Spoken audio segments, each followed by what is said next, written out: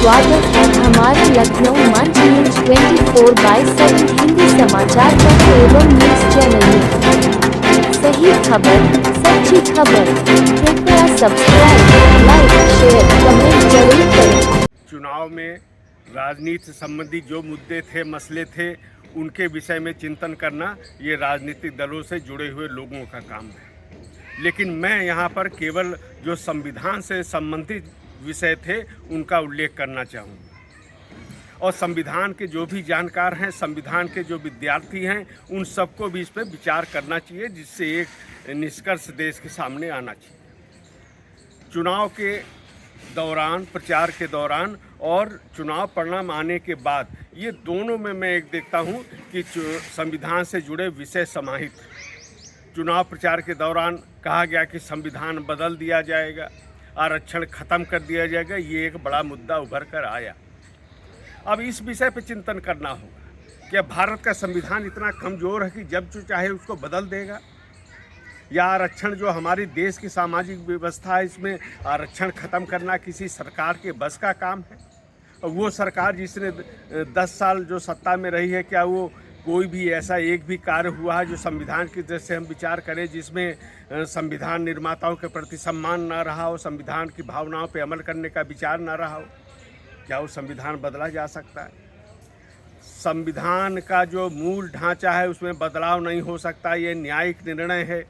और इसमें सबसे दुस्साहसपूर्ण जो बदलाव किया गया वो 1975 में जब आपातकाल की घोषणा की गई थी, 42 संशोधन के माध्यम से किया गया। और मैं विश्वास के साथ कह सकता हूं कि देश में उस तरह के आपातकाल लागू होने की कोई संभावना नहीं है। ये जागरूक जनता है देश की, और ऐसी स्थिति दोबारा आएगी नहीं। संविधान की दृष्टि से करें तो संविधान निर्माताओं की दृष्टि से करें, जो हमारे संविधान के शिल्पी थे बाबा साहब भीमराव अम्बेडकर, उनसे जुड़े 5 जो पंच तीर्थ हैं, उनका भव्य रूप से प्रतिष्ठित किया गया है, उनके प्रति एक सम्मान। तो ये भावना हमको देखनी चाहिए और ये विचार करना चाहिए कि संविधान में बदलाव, आरक्षण की समाप्ति, ये वर्तमान माहौल में दूर दूर तक कहीं संभव भी नहीं है। और संविधान बदलना क्या आसान है? भारत जैसे विविधतापूर्ण देश में हमारे संविधान को बनाने में संविधान निर्माताओं को 2 साल 11 महीने से अधिक का समय लगा था। और हम ये कहें कि 5 साल के लिए जो सरकार आ रही है वो संविधान बदल देगी, मैं समझता हूँ कि ये संविधान से जुड़ा जो चुनाव प्रचार के दौरान विषय उठाया वो निरर्थक था।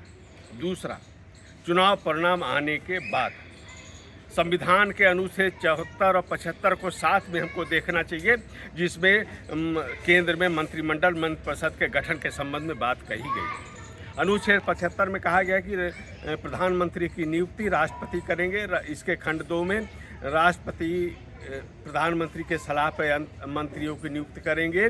और 3 में है कि मंत्रिपरिषद लोकसभा के विश्वास पर्यंत पद पर रहेगी। इन सबको बात को जोड़ के देखना चाहिए। कहा गया कि कहीं बहुमत शब्द का उल्लेख नहीं है संविधान में। कहा गया कि राष्ट्रपति प्रधानमंत्री की नियुक्ति करेंगे, लेकिन संसदीय शासन व्यवस्था है, राष्ट्रपति उसी को प्रधानमंत्री बनने के लिए आमंत्रित करेंगे। एक, जिसका पूरा स्पष्ट बहुमत हो, जिस दल के उसने अपने नेता के निर्वाचन कर लिया हो। दूसरा, या किसी को स्पष्ट बहुमत नहीं है किसी एक पार्टी को, लेकिन चुनाव के पूर्व जिनका गठबंधन था, अगर वो बहुमत में है तो उनके नेता को प्रधानमंत्री बनने के लिए आमंत्रित करेंगे राष्ट्रपति। ये स्थिति है। और तीसरा क्या है, जो राष्ट्रपति देखते हैं कि लोकसभा के विश्वास पर्यंत मंत्रिपरिषद पद पर रहेगी। इसका मतलब ये है कि राष्ट्रपति जी यह विचार करेंगे कि जिसको हम शपथ ग्रहण के लिए बुला रहे हैं, क्या वह मंत्रिपरिषद लोकसभा के विश्वास को प्राप्त कर रही है कि नहीं कर रही, ये देख रहा। अब इन तीनों दृष्टियों से हम देखें तो जो चुनाव परिणाम आने के बाद जिस तरह से जो अल्पमत में थे, उन्होंने जो एक प्रयास किया चुनाव के बाद से सरकार बनाने का, गठजोड़ करने के पूरे प्रयास किए गए, वो संविधान के विरोधी मान्यता थी। में बिल्कुल स्पष्ट था कि एनडीए ने चुनाव के पूर्व जो गठबंधन था उस गठबंधन ने पूरा स्पष्ट बहुमत हासिल किया था।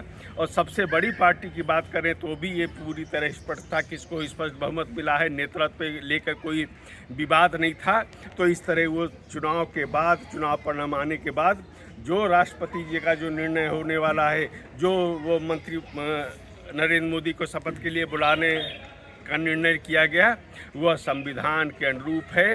ये निर्वाचन आयोग को भी भविष्य में भी देखना चाहिए कि इस तरह के भ्रमित करने वाले मुद्दे उठाए ना जाएं।